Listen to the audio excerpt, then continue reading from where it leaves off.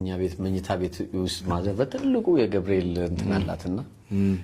ያው እሱን ያየን ኖርን አደግን ያው የኖርንበት ቤተሰብ ሞር ኦፍ የኦርቶዶክስ እንትን ያለው ነው የኔ እናት ኦርቶዶክስነትን ማይባት እንትን እንደንትኗ ነው በቃ ይሄ she's so blind እንትኑ ላይ ምንድነው መከተሉ ላይ መመራመር እንኳን አትፈልግም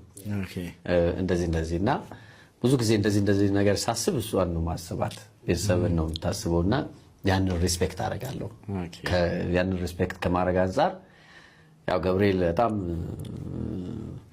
እንትን ነው ብዙ ነገር አለ ያው ለሚዲያም ግን I'm happy with time of እንትን ብቻ ያስፈልጋል እኮ በወር አንዴ የምታርፍበት ደስ የሚል ቀን ያ ነው የማርያም ጸበል እየጠጣ ያለ ምናምን የማርያም ጸበል ካልተቀበለ ለምን ነው የገብርኤል ጸበል ማትለውጠው አሁን ሀብት ማለት እዚህ አዲስ አበባ ውስጥ ይሄ ነው ብለ እዚህ ጋር ታግለ ካቀም በላይ ከሆነ ለምን ሌላ ቦታ ሄደ ባለ ሀብት አትሆንም ዝቅ ባለው እንትን ላይ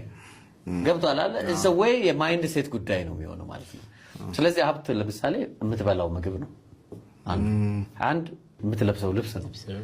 ሌላው የምትኖርበት መኖሪያ ነው የምትበላው ምግብ አንተ በወርቅ ሳህን አርገህ ትበላለህ ወርቁን ግን መብላት አትችልም ገብቷል አይደል አንዱ ደግሞ በላስቲክ ይበላል ላስቲኩን አይበላም ግን ፖርሽናችሁ እኩል ነው ያው ምናምን ወጡ ቢለያየ ነው ያው ነው ግን ለሰውነት የሚጠቅመው እና የማይጠቅመው መለየት ነው ባይ ቻንስ ለሰውነት የሚጠቅመው በነገራችን ላይ ርካሽ ነው እነኛ ሞኖ የሚኖረው ደግሞ ያኛው የሚበላ ሊሆን ይችላል እና ይሄ ነው እንትን ያለው መኖሪያ